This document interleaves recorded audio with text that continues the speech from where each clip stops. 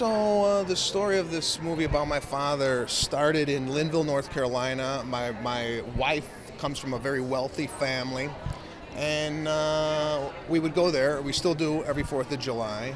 Very waspy, very white.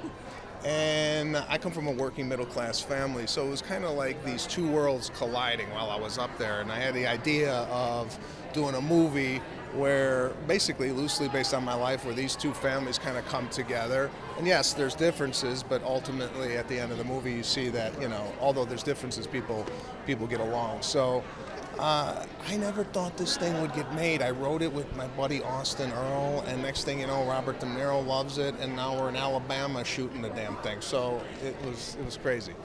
I used to wait tables at the Four Seasons Hotel in Beverly Hills. I met him there in 2005, just waiting on him. Then, fast forward, I worked with him on The Irishman, and then he got this script. It's not like I had the man's number and I called him and said, "You want to be my dad?" Agents sent him the script. He read it, and then he wanted to read it out loud with a group of actors. So we flew to New York.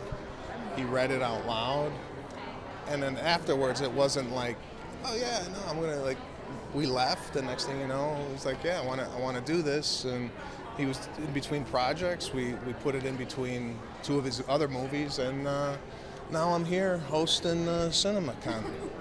I imagine. I like Laura because it's almost like we grew up in the same environment. She's an Italian American as well as I, and she knows the nuances of Italian families.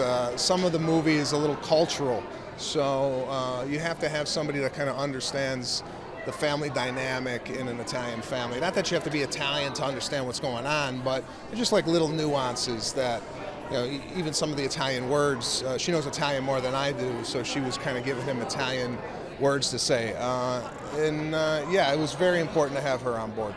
I was very serious on this thing as far as I was worried and nervous because I was working with really seasoned actors, and Robert De Niro, probably the best of our time, so it wasn't like I was goofing around.